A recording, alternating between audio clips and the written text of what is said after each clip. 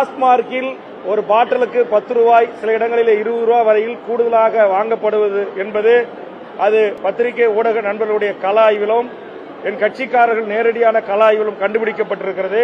ஆனால் அந்த தொகை தமிழ்நாடு முழுவதும் அது 1000 கோடியா, 5000 கோடியா, 10,000 கோடியா என்பதை ஒரு நேர்மையான நீதியான ஒரு விசாரணைக்கு உட்படுத்தப்பட்டு அந்த டாஸ்மார்க்கில் நடைபெறுகின்ற முறைகேடுகள் கண்டுபிடிக்கப்பட்டு அதை தவற இழைத்தவர்கள் எவராக இருந்தாலும் கண்டுபிடித்து சட்டத்தின் முன் நிறுத்தி தண்டிக்கப்பட வேண்டும் என்பதுதான் தமிழக வாழ்வுரிமை கட்சியினுடைய வேண்டுகோள்.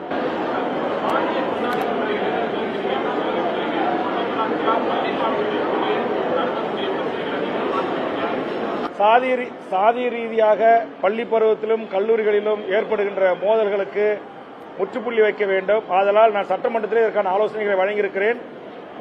நான் படிக்கின்ற காலத்தில் இருந்த நீதி போதனைகள் ஆசிரியர்கள் மாணவர்களை தட்டி கேட்பதற்கும் அல்லது கண்டித்து திருத்துவதற்குமான உரிமை இருந்தது. அம்மையார் ஜெயலலிதா ஆட்சியில் அது தடுத்து நிறுத்தப்பட்டது.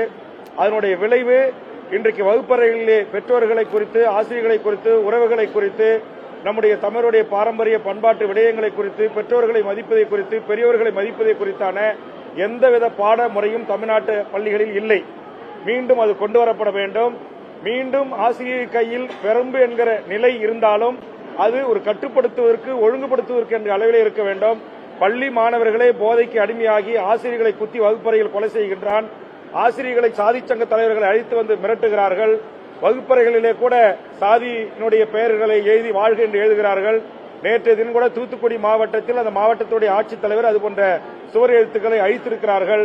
ஒருபோதும் பள்ளியில் படிக்கின்ற ஒருவருக்கொருவர் நட்பின் காரணமாக உயிரையே கொடுக்கின்ற அன்பு பாராட்டி வாழ வேண்டிய வயதில் சாதி மத ரீதியான தமிழ் சமூகம் பிரிந்து கிடப்பதை நாம் ஒரு நாளும் ஏற்றுக்கொள்ள முடியாது.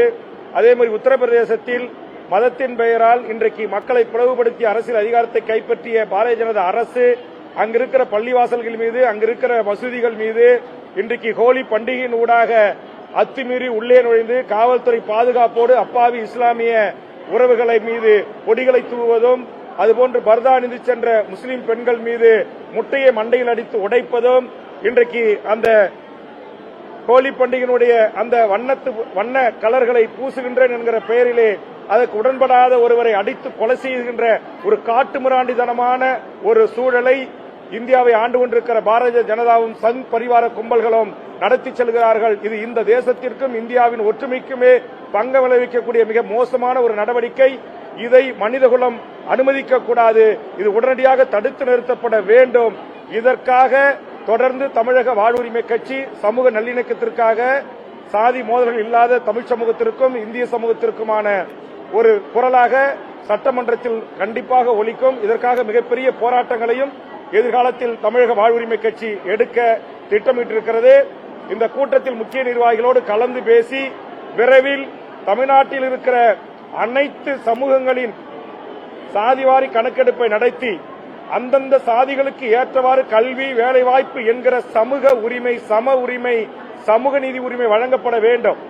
இன்றைக்கு 100 பதவிகளை வெறும் 10% சமூகங்கள் கைப்பற்றிக் கொள்வதும் 90% சமூகங்கள் அந்த இடத்திற்கு வர முடியாமல் அல்லல்படுகிற, துன்பப்படுகிற, துயரப்படுகிற சூழல் இருக்கிறது. இது மாற்றப்பட வேண்டும் என்று சொன்னால் எந்த சமூகங்கள் இந்த தமிழர் நிலத்தில் வாழ்ந்தாலும் அவரவர்களுடைய எண்ணிக்கைக்கு ஏற்றவாறு கல்வி, வேலைவாய்ப்பு உரிமை கிடைக்கப்பெற வேண்டும். அதுபோன்று தமிழ்நாடு அரசு பதவிகளில் 100% இந்த தமிழர் நிலத்தை கொண்ட, தமிழ்நாட்டை தாயகமாக கொண்ட தமிழர்களுக்கு வழங்க வேண்டும். தமிழ்நாடு அரசு பதவிகளில், ஒன்றிய அரசு பதவிகளில் 90% அந்தந்த மாநிலங்களை தாயகமாக கொண்ட மக்களுக்கு வழங்க வேண்டும். இது எல்லாம் நடைமுறைக்கு வருகின்ற போதுதான் சாதிய மோதல்களும் மத மாச்சரியங்களும் கடந்து அனைத்து மக்களுக்கும் அனைத்தும் கிடைக்கின்ற ஒரு அரசு அமைகின்ற போதுதான் நிச்சயம் இதற்கெல்லாம் ஒரு சுமூக தீர்வு எட்டப்படும்.